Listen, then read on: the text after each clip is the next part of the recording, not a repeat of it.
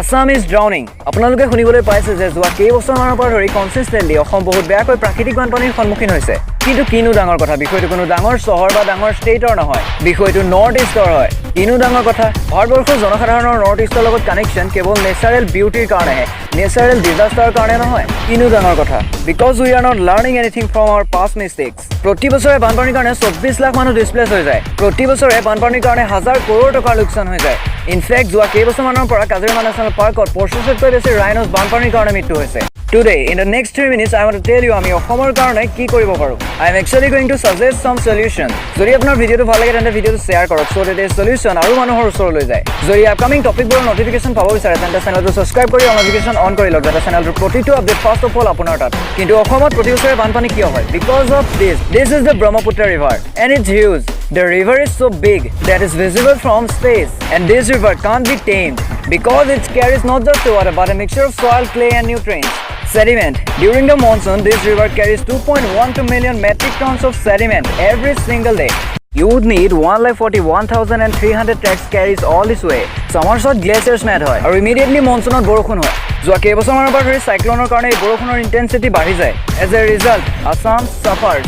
1950 চনৰ আৰ্থকুৱেক্সৰ কাৰণে ব্ৰহ্মপুত্ৰ নদীৰ ৱাটাৰ লেভেল আৰু বানপানীৰ ইন্টেন্সিটি বাঢ়ি গ'ল। বাট একচুৱেলি ফ্লাড অসমৰ কাৰণে নেচেচাৰী হয়। ই অসমৰ ইক'চিষ্টেমৰ এক অংশ হয়। এই বানপানীয়ে পানীৰ লগতে চেডিমেণ্টটো কেৰি কৰে, যাৰ কাৰণে ইয়াৰ ছইল ইমান ফাৰ্টাইল হয়। কিন্তু যোৱা কেইবছৰমানৰ পৰা ই নেচাৰেল ফিনমিনা, নেচাৰেল ডিজাষ্টাৰ হৈ গৈ আছে। For example, in early times যেতিয়া অসমত বানপানী হৈছিল দেন এনিমেলছ আৰু Kaziranga national park just move to higher ground. কিন্তু আজি বানপানী হ'লে এই নদীৰ পানী এই হায়াৰ গ্ৰাউণ্ডতকৈ ওপৰলৈ গুচি যায়। Climate change is real, humans are making it worse, but we can change.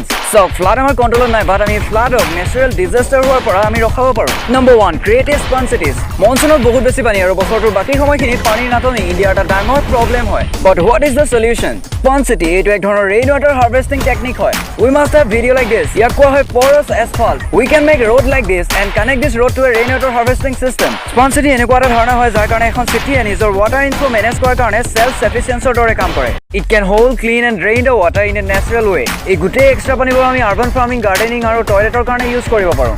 Number 2, flood plains. In a simple word, give rivers more space. Now what are the flood plains? এটা এনেকুৱা এটা flat area যে যিকোনো ৰিভাৰক overflow' হোৱাৰ কাৰণে chance দিয়ে, বাট in a control way.